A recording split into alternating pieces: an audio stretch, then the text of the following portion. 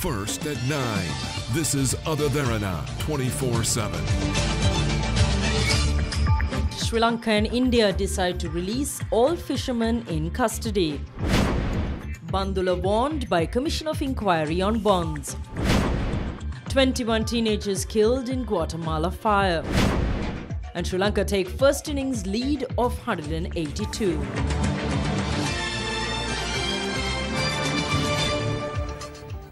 Hello there, very good evening to you. Thank you for joining us here at Derana 24/7. I'm Dasaman Premathunga. Let's take a look at your local news first. Now, today marked the 10th day of the Presidential Commission of Inquiry probing the controversial Treasury bond issuance. Parliamentarian Bandula Gunawardena, who was brought before the Commission for a media statement he made, was warned by the Commission against making such false statements. Former Additional Superintendent of the Public Debt Department of the Central Bank, UL Muthugala, testified before the Commission today. Responding to questions, former Additional Superintendent of the Public Debt Department of the Central Bank, UL Muthugala, confirmed that former Central Bank Governor Arjuna Mahendran had visited the Public Debt Department twice on the day of the bond auction under scrutiny. She said that the governor instructed the tender board to accept all bids worth 10 billion rupees. Testifying before the commission, Muthugala said that the primary dealers expressed their displeasure as it was an unusual practice for the tender board to accept bids worth 10 times the value that was advertised. She said that a primary dealer CEO meeting held later that month was unusually attended by the Minister of Finance. Meanwhile, early in the day, Parliamentarian Bandula Gunawardena appeared before the Commission following a notice issued by the Commission to clarify a statement he made to media. According to the news broadcast on Derana on the 7th of March 2017, Bandula Gunawardena says he requested the Commission in writing to testify before Commission. However, President's Counsel Dapula D. Livera clarified the fact that he had not made such a request from the Commission. Parliamentarian Bandula Gunawardena accepted that he had made the statement by mistake. Parliamentarian Namal Rajapaksa was present as the attorney representing MP Gunawardena. Justice K.T. Chitrasiri advised the MP to refrain from making mistakes that hinders the unbiased inquiry being conducted by the Commission. Chairman of the Commission, K.T. Chitrasiri, further advised the parliamentarian to not make statements that destroys public perspective of the Commission. Later, Parliamentarian Bandula Gunawardena addressed the media. As the joint opposition, it is our responsibility to inform the Commission of what we know. From the beginning, we said that we like to testify before the Commission, but we did not inform the Commission in writing.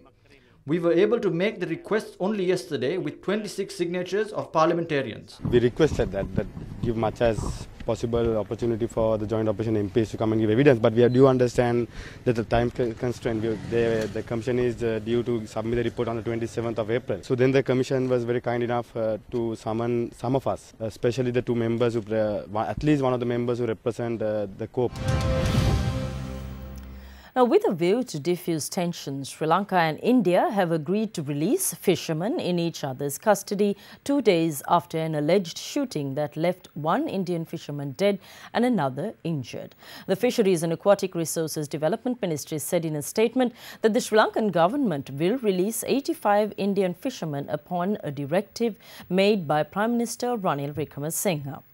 Now, meanwhile, the Indian government has agreed to free 19 Sri Lankan fishermen in their custody. Indian media reported on Tuesday that the Sri Lankan Navy allegedly opened fire at Indian fishermen, leaving one dead and another injured in Sri Lankan waters on Monday. Sri Lankan Navy on Tuesday rejected allegations, while the Navy spokesperson said yesterday that the investigation report on the alleged shooting will be submitted to the Navy commander within 2 weeks. Meanwhile, yesterday, the Indian Coast Guard detained 10 Sri Lankan fishermen for allegedly violating the international maritime boundary. Today, Prime Minister Ranil Wickremesinghe and Minister of Fisheries and Aquatic Development Mahinda Amarawira discussed developments on the issue. Indian media reported yesterday that New Delhi and Colombo held a high-level discussion after the alleged shooting left a Tamil Nadu fisherman dead. Yesterday, The Hindu reported that the Sri Lankan government decided to release all Indian fishermen in custody, while the Indian government is likely to reciprocate the gesture and release the 19 Sri Lankan fishermen in its custody. A few months ago, Minister Mahinda Amarawira engaged in a tour to observe the issue of Indian fishermen crossing the international maritime boundary to fish in Sri Lankan waters. We can see fishermen engaging in illegal fishing using the banned bottom trawling system. They also frequently obstruct Sri Lanka Navy boats. The body of their boats are made of iron. A chairman of the Sri Lanka Freedom Party, President Maithripala Sirisena, says the strength of his party should not be underestimated. The president said this addressing an event organized by the SLFP Women's Front to mark International Women's Day. The event held at the SLFP head office was themed Her Strength for the Party and Country. During the event, proceedings were disrupted as members began complaining of insufficient seating space.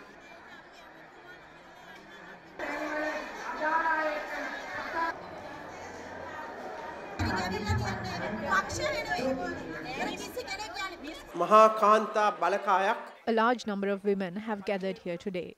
We have not seen such a gathering before. We apologize for not arranging enough seating space here. Some say Maithripala Sirisena's SLFP will not go any further because the party is weak, but our women have proved that wrong today.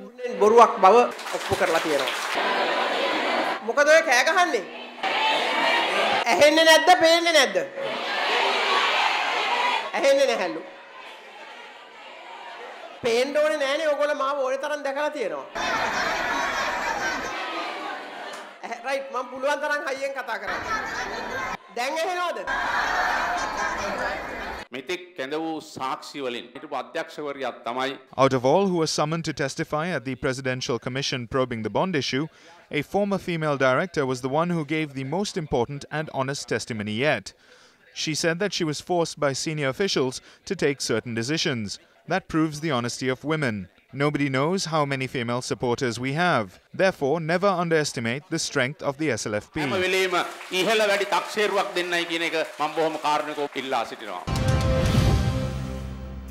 Now, the People's Action for Free and Fair Elections, or PAFREL, observes that the government has no will to hold the much-delayed local government elections. Speaking to media on their planned March 12th movement to create awareness on the matter, Executive Director of PAFREL, Rohana Hettiarachchi, said that government has been portraying the delimitation report as a reason to delay polls.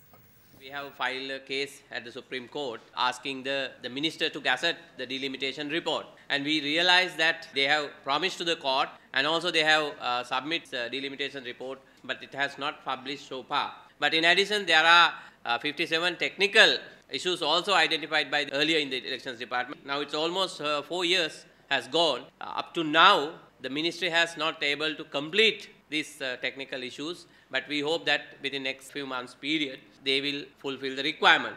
But there is no assurance that whether we will have elections within the next few months period, because we do not see the government will to have a local government elections.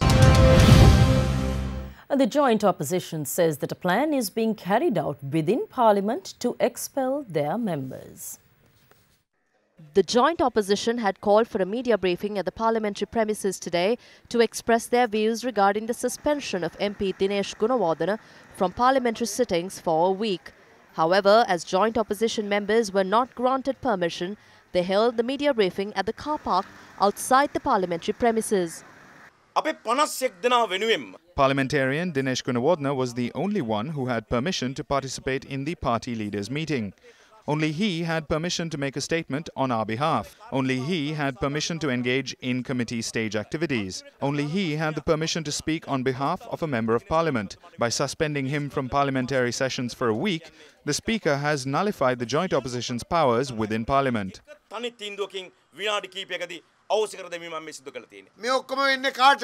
It's only the members of the joint opposition that face all this. They are trying to get rid of us. Parliament was the only safe place for us, and they have now managed to get us out of it.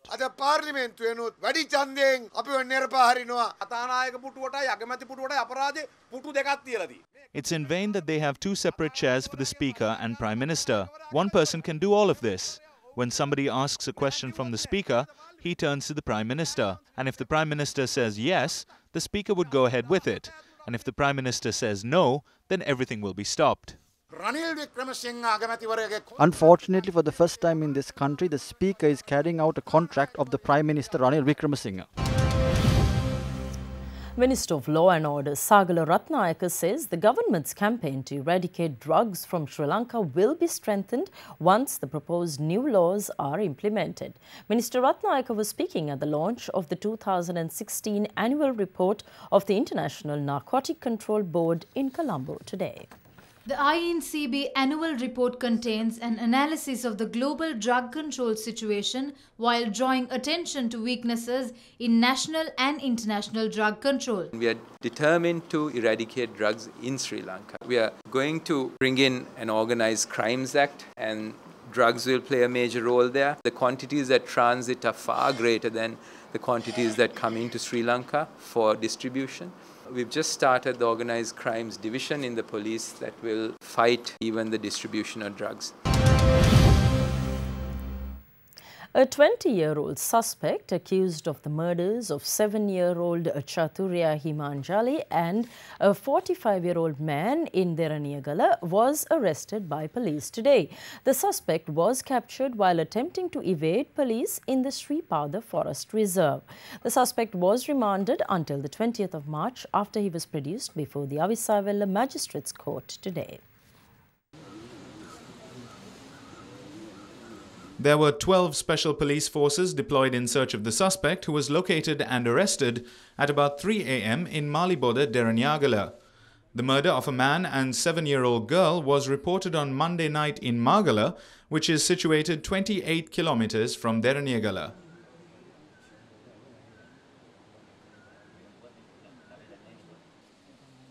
Seven-year-old Chaturya Himanjali was hacked to death inside her home, while her mother was found inside with serious injuries. Her mother was admitted to the Avisavella Hospital and later was transferred to the National Hospital's intensive care unit. The father and brother of the murdered girl had been attending a funeral when the incident took place. The suspect is a relative of the deceased girl's mother. The suspect has confessed to the crime, saying that the land which belonged to his grandmother was rented to the deceased girl's mother. He said that he committed these murders because the land was cleared. The funeral of slain Chaturya Himanjali took place today.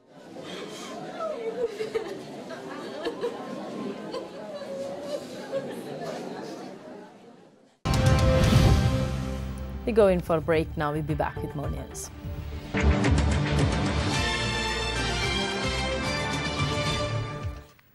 Welcome back, and in a very sad story, a tragic but all too common tale of man against nature has reached us from the coast of Trincomalee. 9 fishermen have been taken into police custody with the carcasses of 12 dolphins meant for sale. A large number of dolphins had gotten entangled in a fishing net belonging to a group of fishermen from the Trincomalee and Harbour Road area last night. The fishermen had released many of the trapped dolphins after residents of the area had gathered at the location but had hidden several carcasses. Acting on a tip-off, police immediately initiated an investigation into the matter, as the killing of dolphins is an illegal act. The 12 dead dolphins were found tied to a buoy by the fishermen. The suspects revealed that they had hidden the carcasses with the intention of selling them as dry fish. They also said that dolphins thus captured are often sold as mulla fish.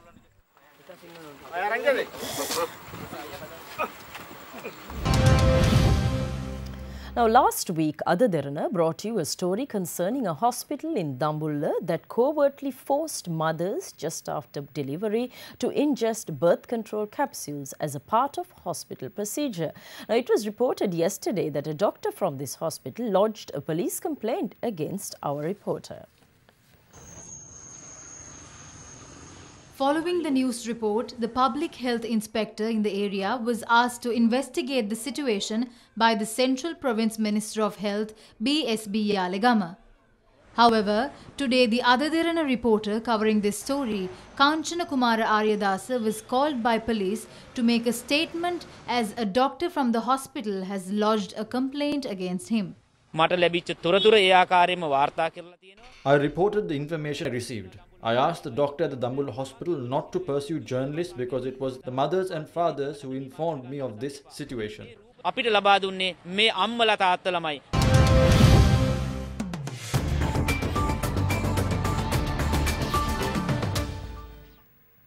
Welcome back. In business news, the Ports Authority has made a profit of 11 billion rupees during the year 2016.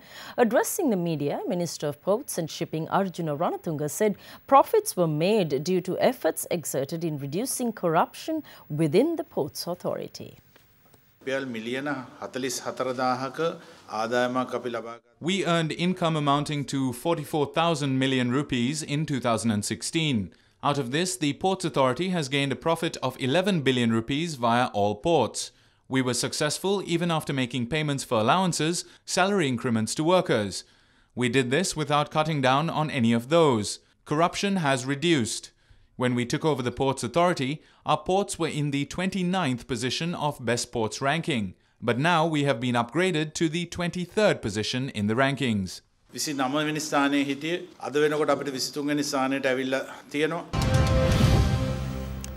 Colombo stock market extended the losing streak for a third consecutive day despite foreign inflows. Now we have Imeshi Fernando with the day's trading update. The benchmark all-share price index lost 6.27 points to close at 6,088.8, while the S&P Sri Lanka 20 index lost 5.85 points to close at 3,501.92.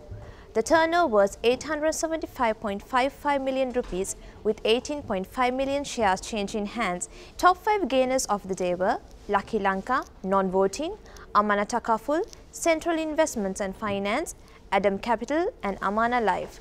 Today's foreign purchases were 222.47 million rupees and foreign sales were 158.84 million rupees. And here's a look at how the Sri Lankan rupee traded against other currencies during the day.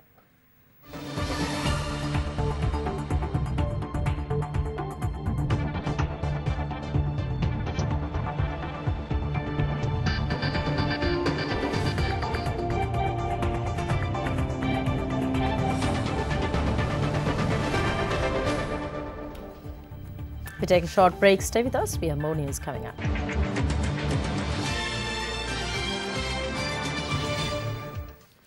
Welcome back. Still in local news, a tense situation arose in Parliament when leadership of the joint opposition was ascribed to parliamentarian Dallas Alaha-Peruma. Now, in the meantime, the South Asian Institute for Technology and Medicine was taken up for debate in Parliament today. The Medical Council appoints a committee of 10. All 10 of them unanimously recommend that this is not an appropriate institute. Honourable Speaker, the courts did not accept the recommendation. Honourable Speaker, the Minister of Health did purposefully take measures to take this matter to the courts. Honourable Speaker, you know yesterday police came to Parliament to take parliamentarian Dinesh Gunawardena away. They had removed all the numbers and the stars in their uniform. That is because the parliamentarian will be hurt. You think about the safety of the parliamentarians as if they are dolls. But see how you treat students.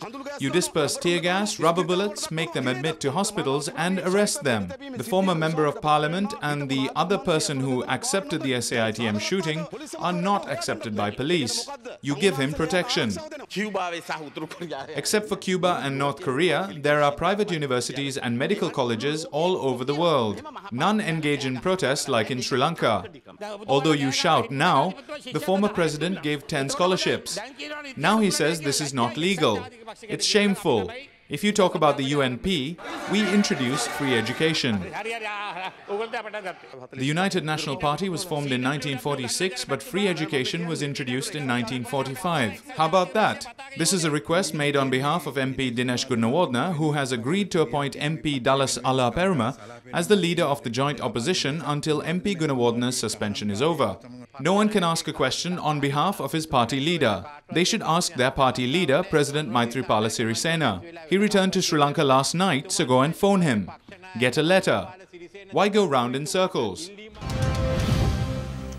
Students both in favour and against the private medical college in Malabe engaged in separate protests near the parliamentary complex today. Students of SITEM in Malabe engaged in a silent protest near the entrance to Parliament. They demanded government intervention to ensure their educational rights. The law of a country is implemented by Parliament. Implementation of the law will be protected by the court. The benefits and the rights we receive through the court is still active. The Inter-University Medical Faculty Students Action Committee also organised a protest against SITEM near Parliament. The Lakshman Kiriyalla, Ranil Wickramasinghe, Maithripala Sirisena. Lakshman Kiriyalla, Ranil Wickramasinghe and Maithripala Sirisena are protecting SITEM. Vijayadasa Rajapaksa is holding conferences to legalise SITEM. They should either close this down completely or convert it into a state university providing 100% free education. In 50 students in the Action Committee of the Inter-University Medical Faculty witnessed the Parliament debate today. Meanwhile, at a meeting today, the Government Medical Officers Association decided to continue trade union action starting from the 13th of this month.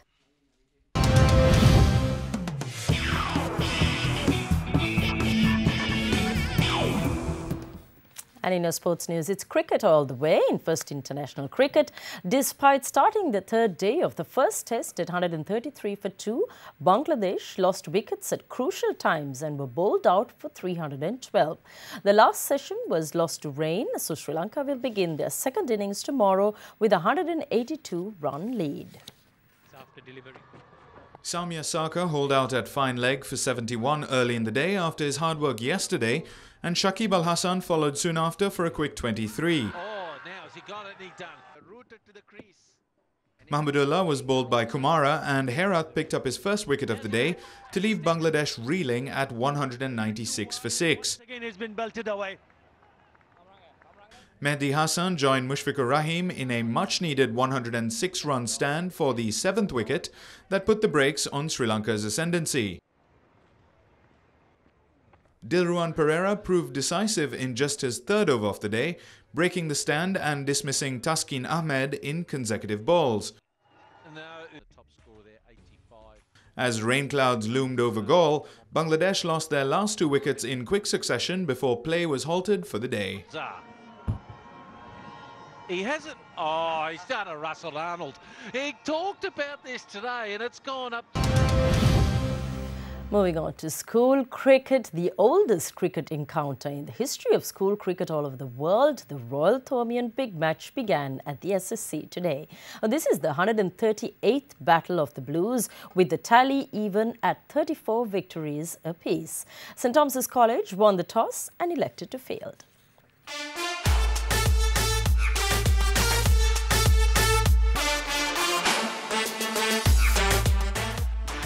Despite losing Helitha Withanage early, the Royal top order were able to accumulate runs, although none reached the half-century mark.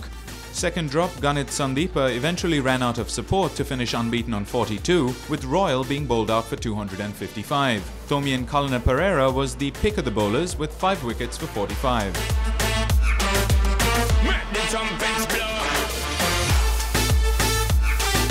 St Thomas's had a tricky 10 overs to negotiate, but did so without losing a wicket, with Dulit Gunaratna on 10 and Ravindu Kodituaku on 23. St Thomas's will resume their innings tomorrow with 33 runs on the board.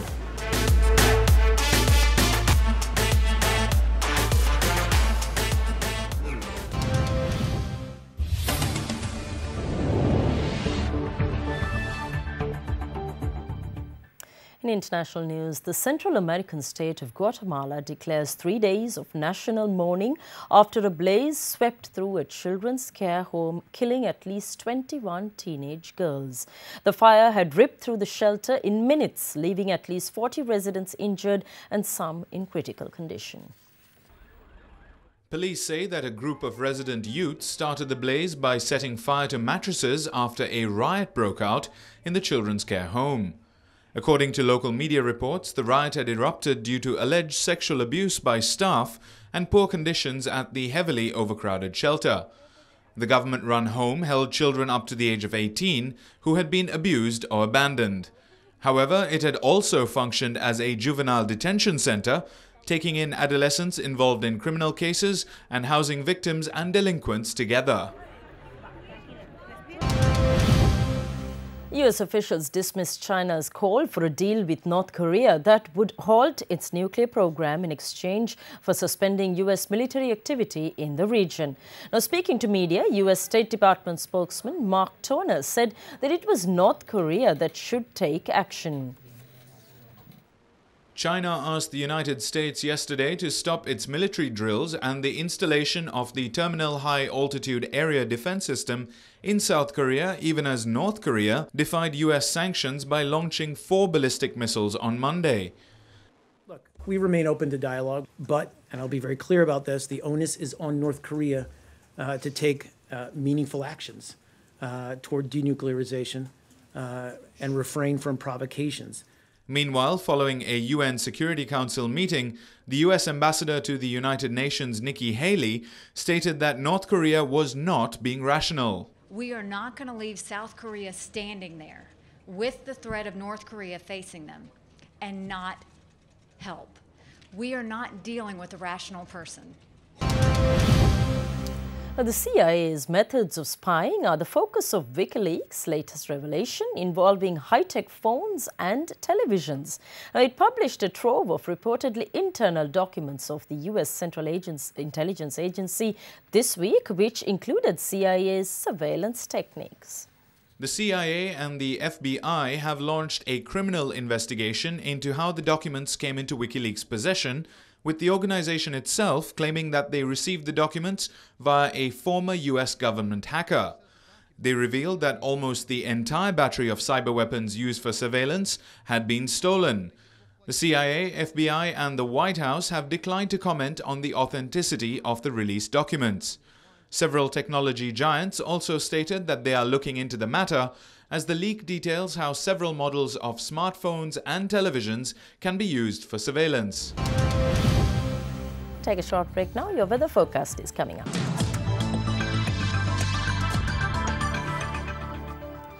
Now on to your weather forecast for tomorrow. Now, showers or thunder showers will occur at several places over most parts of the island after 2 p.m.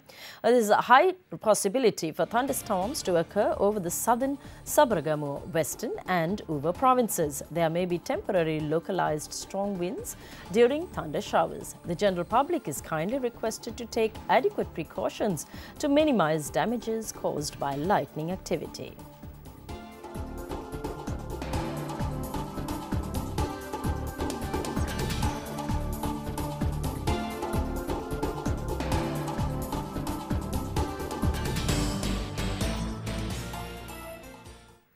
And let's now take a look at the city-by-city weather forecast.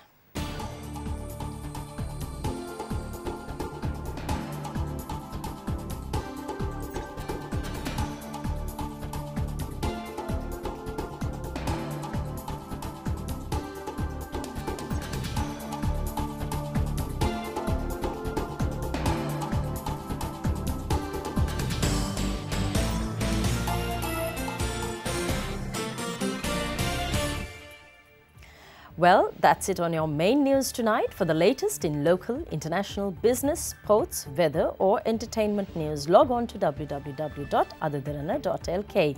And before we go, we thought of leaving you with 30 elephants that have been trained to play polo to raise money to save their own kind in Thailand.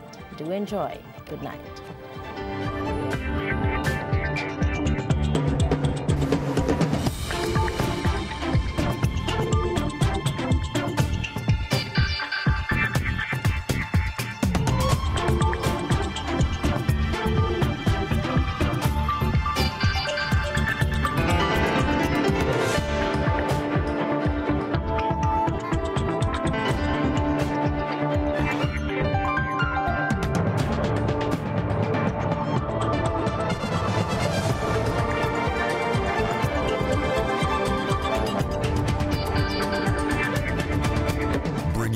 the news and information 24 hours a day. This is Sri Lanka's premier news channel, Ada Derana 24/7.